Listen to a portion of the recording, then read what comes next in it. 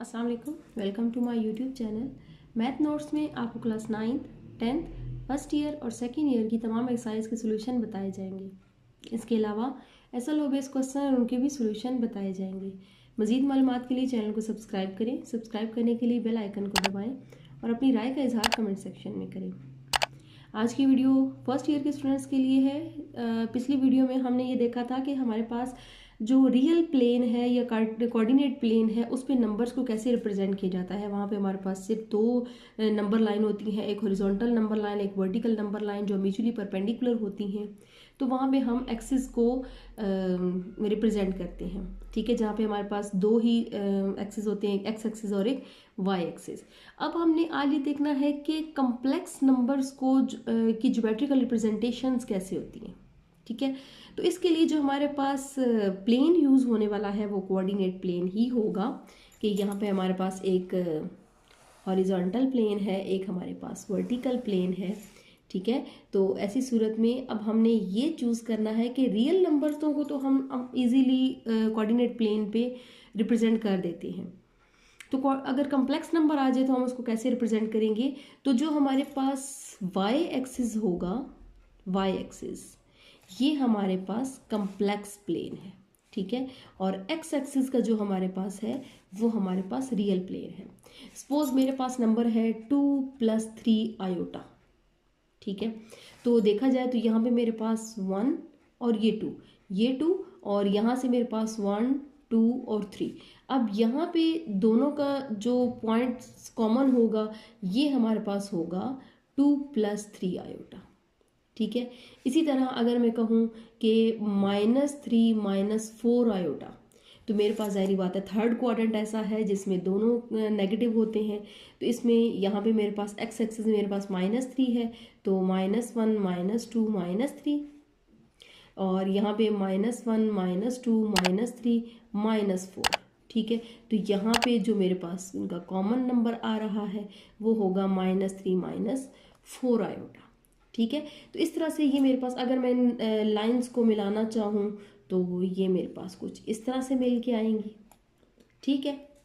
इसी तरह अगर मैं कहूँ कि मेरे पास नंबर है -1 + 2 आयोटा, तो ये मेरे पास -1 और ये +2, ठीक है। इस लाइन को इस तरह से मिला दें तो ये -1 + 2 आयोटा हो जाएगा।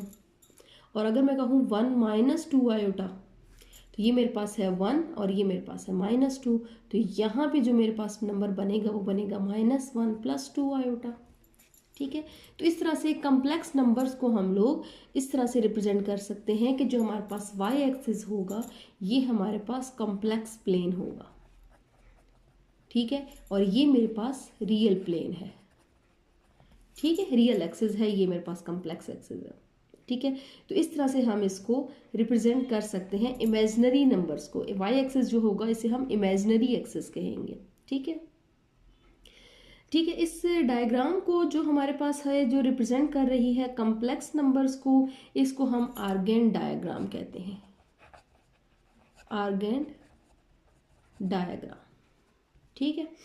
तो इस तरह से ये हमारे पास से रिप्रेजेंट हो जाते हैं। देखिए अब बात आती है हमारे पास कि हमने मॉड्यूल कैसे फाइंड करना है, ठीक है। कि अगर ये मेरे पास एक्स एक्सिस हैं, ये मेरे पास वाई एक्सिस हैं, तो इस यहाँ पे मेरे पास अगर आ जाए इनका रिजल्टेंट एक्सिस फाइंड करने के लिए, तो ये जो मेरे पास होगा एक मेरे पास हो जाएगी राइट एंगल ट्रायंगल हो जाएगी।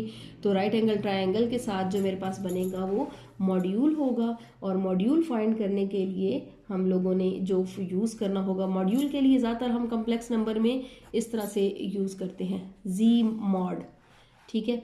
तो जी मॉड जो हमारे पास होता है वो होता है x² + y² उसका स्क्वायर रूट होता है, ठीक है। और इसी तरह से अगर मेरे पास हो, क्योंकि सारी बातें परपेंडिकुलर है, ठीक है। तो अगर मुझे कहा जाए कि इनका मॉड्यूल फाइंड करें तो उसके लिए हम इस तरह से ये फॉर्मूला यूज़ करेंगे, ठीक है। जी मॉड = x² + y², ठीक है। अच्छा, इसके अलावा एक और होता है थीटा फाइंड करना होता है। थीटा के लिए हमारे पास होता है जी थीटा, ठीक हो गया। तो उसके लिए हमारे पास होता है tan 1 y/x होता है। ठीक है, कम्प्लेक्स नंबर में वैसे तो थीटा फाइंड करने के लिए बहुत कम आता है, तो लेकिन अगर आ जाए तो उसके लिए हम यही tan इनवर्स y/x फाइंड करते हैं। ठीक है, तो उम्मीद है आपको समझ आ गई होगी। आज के लिए इतना ही। अल्लाह हाफिज़।